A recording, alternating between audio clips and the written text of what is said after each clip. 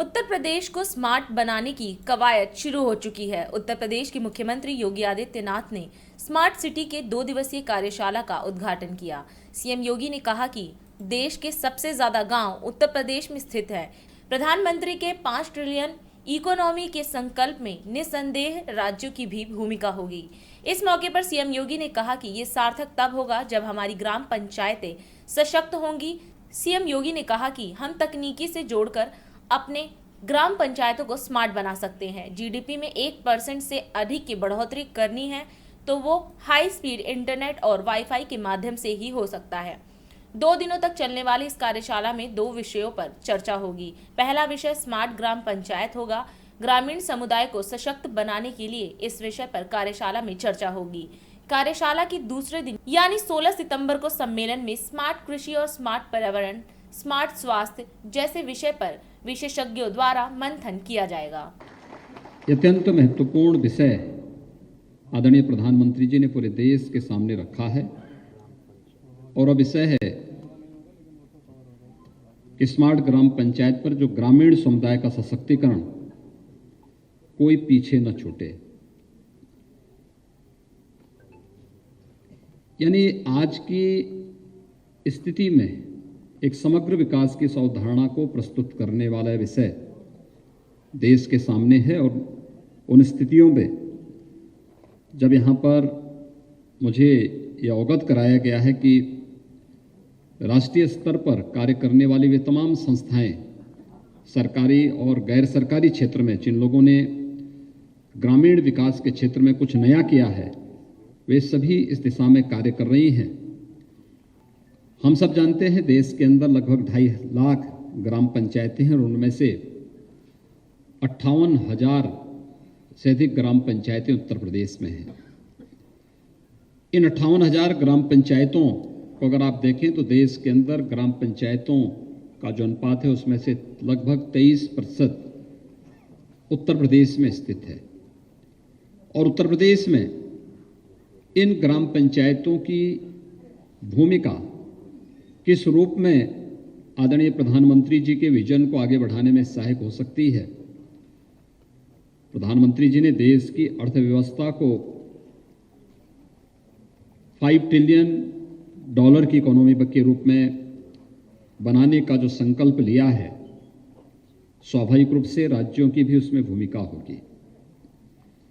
उत्तर प्रदेश शासन ने भी उत्तर प्रदेश की अर्थव्यवस्था को अगले 5 वर्ष के अंदर $1 ट्रिलियन की इकोनॉमी के रूप में बदलने की अपनी एक व्यापक कार्य योजना को आगे बढ़ाया है।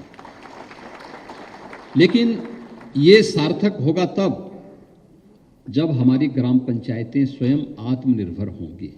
मैं बार बार कहता हूं कि ये संभावनाएं हैं और उत्तर प्रदेश जैसे राज्य में है, पूरे देश के अंदर हर ग्राम पंचायत के अंदर इस प्रकार की संभावनाएं मौजूद हैं। हम सब जानते हैं कि तकनीक का उपयोग करते हुए कैसे हम इसको और भी आसानी से अचीव कर सकते हैं और आत्मनिर्भरता के लक्ष्य को प्राप्त करके हम अपनी ग्राम पंचायत को स्मार्ट ग्राम पंचायत बनाने में कैसे सफल हो सकते हैं। हाई स्पीड इंटरनेट की सुविधा या वाईफाई की जो ग्राम पंचायत में सुविधा उपलब्ध होना, एक मान्यता है कि अगर जीडीपी में 1% यानी 1% से अधिक की बढ़ोतरी करनी है तो वह हाई स्पीड इंटरनेट और वाईफाई की फैसिलिटी अगर ग्राम पंचायत में है और अगर हम इसको 10% बढ़ा दें किसी भूभाग में, किसी स्टेट में, तो वह 1.3% की बढ़ोतरी जीडीपी में करता है।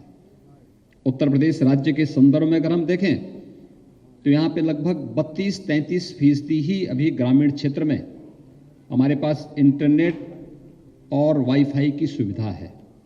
अगर हम जो लोग उपयोग करते हैं, अगर इसको उपयोग करने वाले ग्राम पंचायतें और गांव के लोगों को जोड़ करके से हम 85 से 90% करेंगे तो यूपी की जीडीपी में इसके कारण ही लगभग 7 से 8% की बढ़ोतरी स्वतः स्फूर्त भाव के साथ केवल हम तकनीक का उपयोग करते हुए हाई स्पीड इंटरनेट की सेवाओं का विस्तार और ग्राम पंचायतें उसका उपयोग करना प्रारंभ कर देंगे तो जीडीपी में बढ़ोतरी होती हुई दिखाई देगी और उत्तर प्रदेश आसानी से उस लक्ष्य को प्राप्त करने में सफल हो सकता है जो आज सबसे बड़ी आवश्यकता है। इसमें हाई स्पीड इंटरनेट है, फ्री वाईफाई की व्यवस्था है, इसमें ई कॉमर्स के माध्यम से, एडुटेक के माध्यम से, टेलीमेडिसिन के माध्यम से हम इस सुविधा को और तेजी के साथ आगे बढ़ा सकते हैं।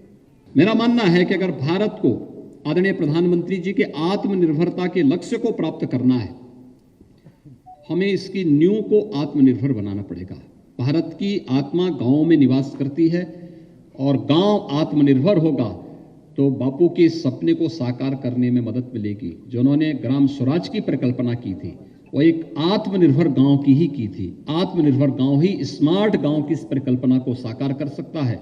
उत्तर प्रदेश सरकार ने इस दिशा में काफी प्रयास किए हैं और मुझे पूरा विश्वास है कि आज की यह जो 2 दिवसीय कार्यशाला है, ये 2 दिवसीय कार्यशाला इस गति को और तेज करने में निर्णायक साबित होगी।